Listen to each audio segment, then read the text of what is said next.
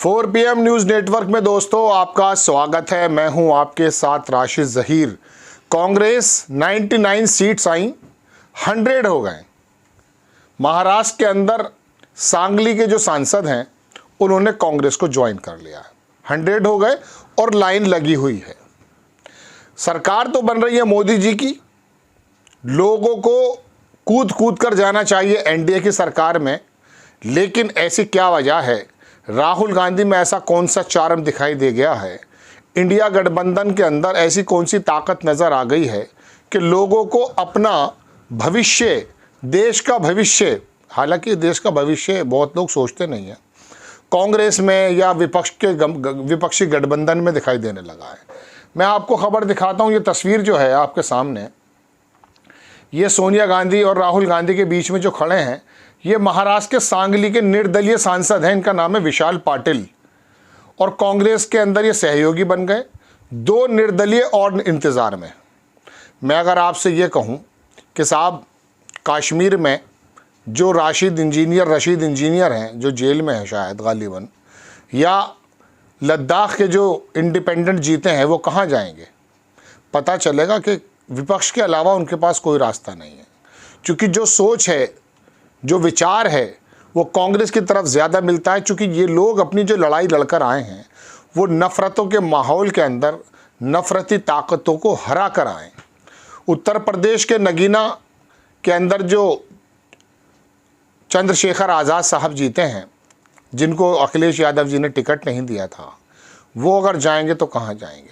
इस तरह से लंबी फहरिस्त पंजाब के अंदर है। एक तो अमृतपाली जीत गए।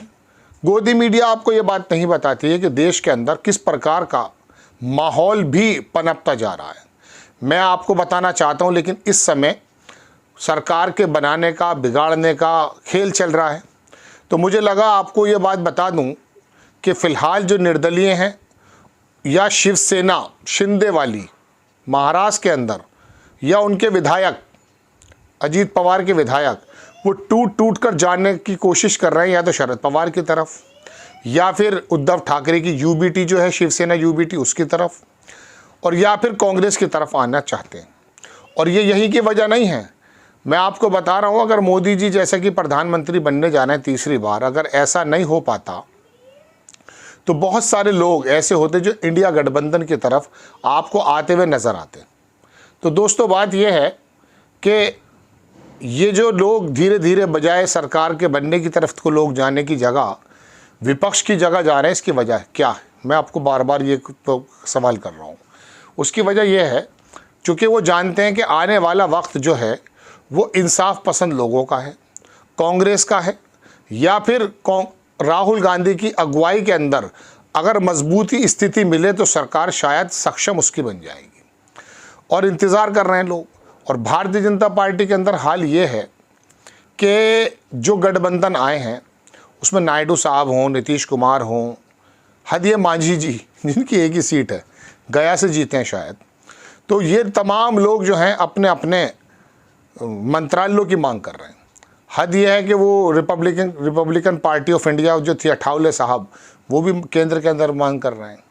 कोई गृह मंत्रालय मांग रहा है, कोई कुछ कर। हालांकि ये होता है, अगर विपक्ष की सरकार बनती तब भी ऐसा ही होता। लेकिन सबसे बड़ी बात इसमें यह है कि टीडीपी ने जो स्पीकर का पद मांगा है उसके ऊपर भी आप आइए। मैंने आपसे बताया ना कि अभी एक वो है कि देसी मिसाल के कानी के बिया को 100 जोख हो। अगर कोई नुक्स हो जाता है तो उसकी शादी के अंदर 100 जोख हो जाते हैं, 100 काज निकल जाते हैं। स्पीकर मांगने की वजह क्या है मैं आपको अलग से बताता पूरा का पूरा सिनेरियो, लेकिन उसकी वजह यही है कि शायद नायडू साहब जानते हैं कि आने वाले वक्त में, जैसे मैंने कल आपके सामने बताया, ख़रीदो फरोख्त होगी, तोड़ मोड़ होगी, उस समय स्पीकर का रोल बहुत अलग हो जाता है। तो पहले अपने स्पीकर को अपने पक्ष में कर लिया जाएगा, उसके बाद शायद कोई ऐसी बात हो कि वो मजबूती के साथ मोदी के साथ खड़े होंगे, वरना शक की सुइयाँ अमित शाह की तरफ जाती ही रहेंगी। तो बहरहाल मैं आपको बताने ये हाजिर हुआ था कि कांग्रेस की तरफ लोग ज्वाइन कर रहे हैं, निर्दलीय लाइन में लगे हुए हैं। एक साहब हैं, अच्छे पत्रकार हैं, काफ़ी अच्छी टिप्पणियाँ लिखते हैं, उनका वक्तव्य सुनाता हूँ मैं आपको। उन्होंने कहा, जैसा कि मैंने पहले ही बता दिया था, सांगली के निर्दलीय सांसद विशाल पाटिल कल कांग्रेस के शतक में सहयोगी बन गए। अभी 2 और निर्दलीय इंतजार में हैं। बीते वक्त के साथ कांग्रेस और विपक्ष की ताकत बढ़ने वाली है। यही मैं आपसे कह रहा था। आज अपने पजामे के दोनों हाथों से पकड़े, ये शब्द इनके मेरे नहीं है, आज अपने पजामे के दोनों हाथों से पकड़े बीजेपी सहयोगियों ने नई सरकार में मंत्री पद को लेकर बैठक करने वाली है। पजामे का नाड़ा विपक्ष के हाथ में है। कल राहुल गांधी ने एग्जिट पोल के बहाने शेयर बाजार में घोटाले की जेपीसी जांच की मांग उठाकर इसका साफ संकेत दे दिया। बीजेपी के पजामे पर भीतरी बोझ बहुत ज़्यादा है और खींचतान भी। मोदी 3.0 का तमाशा ज़्यादा नहीं चलने वाला। शुरुआत एक तमाचे से हुई है। शरद पवार से लेकर कन्हैया कुमार तक राजनीति का तमाचा खा चुके हैं। गोडसेवादियों का गाल तो नतीजों के बाद इस कदर सूझा है कि वो गांधीवादी बातें करने लगे हैं। ऐसे मगरमच्छों से बचकर रहें। हर हाथ को काम, हर पेट को भोजन, हर व्यक्ति को स्वाभिमान के साथ सुरक्षित जीवन का हक पर टिके रहें, क्योंकि हाकिम के पजामे का नाड़ा विपक्ष के हाथ में है, जनता भी विपक्ष में है। यही 2024 का जनादेश है। शब्द इनके थोड़े कठोर हैं, लेकिन स्थिति यही है जो इन्होंने लिखी है। तो दोस्तों, बात यह है कि कांग्रेस का कारवा बढ़ता जा रहा है, विपक्ष की ताकत बढ़ती जा रही है। और सबसे बड़ी ताकत तो मैंने कल भी आपको बताया था कि विपक्ष के लोगों को ही ज़्यादा वोट पड़ा। छोटी छोटी पार्टियां विलुप्त होती जा रही हैं। आप तेलंगाना में केसीआर का हाल देखें, उत्तर प्रदेश में आप जो है बहुजन समाज पार्टी का हाल देखें, पंजाब में और दिल्ली में आप केजरीवाल का हाल देखें।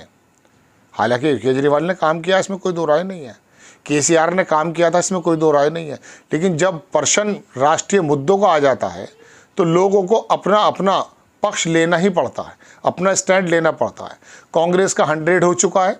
मोदी जी की सरकार बनने के बावजूद भी वहाँ से प्रेरित, जहाँ एक सांसद को इस प्रकार से बुलाया जाएगा इस समय मोदी जी की सरकार में कि बिल्कुल जैसा कि एक नया दामाद घर पर आता है, लेकिन ऐसा नहीं हो रहा है।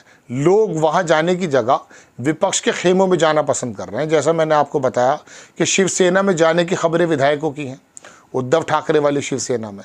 ऐसा क्या देख रहे हैं वो लोग।